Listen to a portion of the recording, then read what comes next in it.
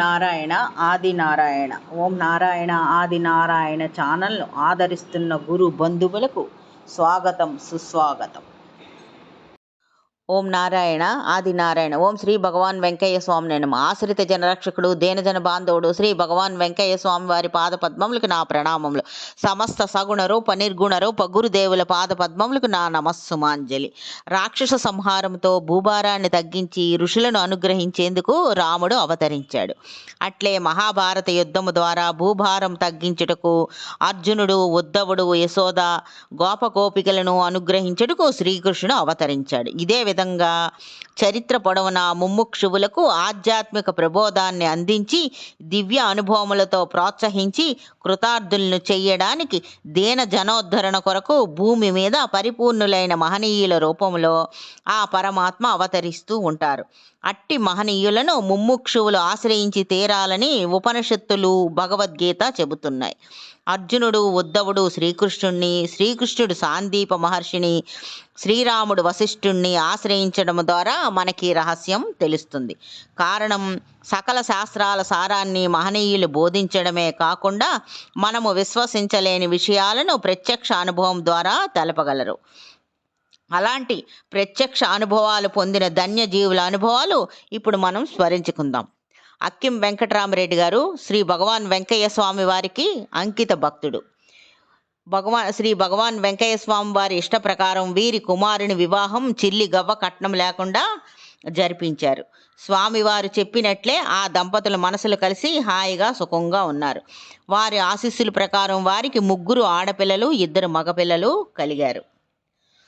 స్వామివారు శ్రీ భగవాన్ వెంకయ్య స్వామివారు ప్రేరేపించి వేయించిన నిమ్మ తోట వారికి జీవనాధారం అయింది. శ్రీ స్వామివారు చిల్లి ఒకసారి ఈ అక్కిం వెంకటరామరెడ్డి గారు శ్రీ స్వామివారితో ఇలా అన్నారు: స్వామి, చిల్లి గవ్వ కట్నం లేకుండా పెళ్లి చేస్తే పిల్ల జల్ల కలిగితే వాళ్ళు ఏమి తినాలి అని అడిగారు. అప్పుడు శ్రీ స్వామివారు ఇలా అన్నారు: ఓయబ్బో, గొలగమూడి దగ్గర 14 గతాల నుండి మన డబ్బు రాసులు రాసులుగా పడి ఉండ్లా, కావాలంటే ఒక రాశి తీసి తెచ్చుకుందు గాని లేవయ్యా అని అన్నారు. కానీ గొలగమూడిలో ఆ రాసులు ఎక్కడ ఉంటాయో మనకి కనిపించవు కదా. ఒకరోజు ఆ తర్వాత ఇలా జరిగింది. ఒకరోజు గొలగమూడిలో అర్ధరాత్రి వేళ శ్రీ స్వామివారు అలవాటు ప్రకారం ఎక్కడికో వెళ్తూ ఉంటే చాటుమాటుగా ఈ వెంకటరామరెడ్డి గారు వెంబడించారు. నాగులారం దగ్గర స్వామివారు తిరుగుతూ ఉన్నారు. ఇతన్ని వెంకటరామరెడ్డి గారిని చూశారు. చూసి ఇలా అన్నారు అక్కిం వెంకటరామరెడ్డి గారితో ఇలా: ఈ గండు మెత్తవులు తిరిగే జాములో రావచ్చా? 10వ చూపు వదులుతున్నాను, అలా చూడు అని అన్నారు. అంత దూరాన బ్రహ్మాండమైన 14 రాసులు బంగారు ఛాయతో దగదగా మెరిసిపోతున్నాయి. ఎంత పెద్ద రాసులో చెప్పలేము. అలాంటి దృశ్యం, ఒక 5 నిమిషాల దృశ్యం ఈ అక్కిం వెంకటరామరెడ్డి గారికి అనుగ్రహించారు. కొద్దిసేపు తర్వాత ఆ దృశ్యం ఉపసంహరించారు. ఆ తర్వాత వీరిని తిరిగి ఆశ్రమానికి పంపించేశారు. ఈ విధంగా గొలగమూడిలో ఉన్న వారి ధనాగారాన్ని శ్రీ అక్కిం వెంకటరామరెడ్డి గారికి దర్శింపచేశారు. స్వామివారు కరుణామయుడు కదా. తర్వాత ఇంకొక లీల. ఇది ఆ రోజుల్లో శ్రీ భగవాన్ వెంకయ్య స్వామి వారిని పిచ్చి వెంకయ్య చాలా బాగా ప్రశ్నలు చెబుతాడు, జబ్బులు కూడా నయం చేస్తారు అనేవారే ఎక్కువ మంది ఉండేవారు. వెంకయ్య స్వామి వారు అనే పూజ్యభావం కలవారు చాలా కొద్ది మంది ఉండేవారు. శ్రీ భగవాన్ వెంకయ్య స్వామి వారు పెన్నా నది వెంబడి నీటికి అడ్డంగా ఇసుకలో కట్టలు వేసుకుంటూ ఒక కనుకు నిప్పు అంటించిన కపిలమోకు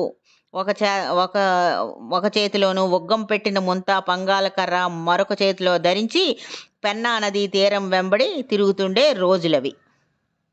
ఒకరోజు ఉయ్యాలపల్లి శెట్టి గారు మిద్దె ఇల్లు కట్టుకుంటూ పెద్ద లావైన దూలం ఒకదాన్ని 2 ఎడ్ల బండిపై తోలుకొస్తున్నారు. ఆ బరువైన దూలాన్ని ఎద్దులు పెన్నా నది ఇసుకలో లాగలేకపోయాయి. మరొక జత ఎద్దులు కట్టి లాగించినా ప్రయోజనం లేకపోయింది. ఆనాటికి బండి, దూలం అక్కడే ఆ నది ఇసుకలో వదిలి వెళ్ళిపోయి తెల్లవారి వచ్చారు. ఆ దూలం చూస్తే అక్కడ ఆ దూలం అక్కడ లేదు.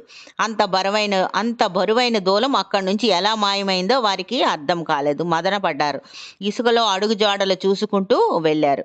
అప్పుడు శ్రీ భగవాన్ వెంకయ్య స్వామి వారు కోటి తీర్థంలో ఉన్నారు. కోటి తీర్థం దేవాలయం దగ్గర.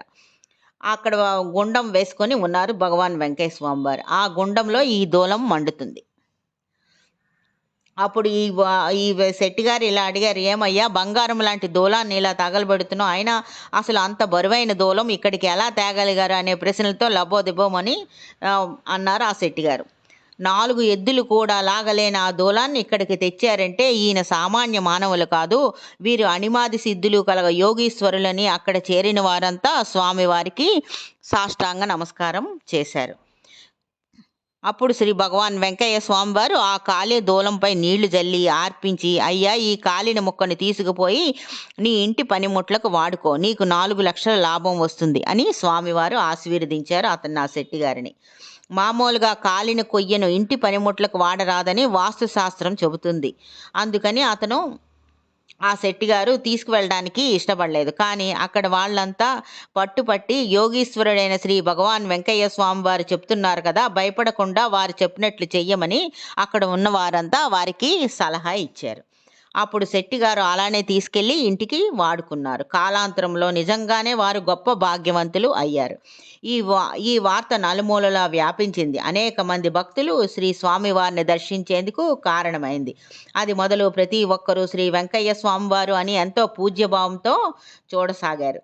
శ్రీ షిరిడీ సాయి చరిత్రలో వర్తకులు నూనె ఇవ్వనప్పుడు శ్రీ సాయినాథులు వారు నీటితో దీపాలు వెలిగించి ప్రజలకు కళ్ళు తెరిపించిన లీలలా ఈ ఈ శ్రీ స్వామివారి ఈ దూలాన్ని తీసుకువచ్చి మండించిన లీల పోలి ఉంటుంది.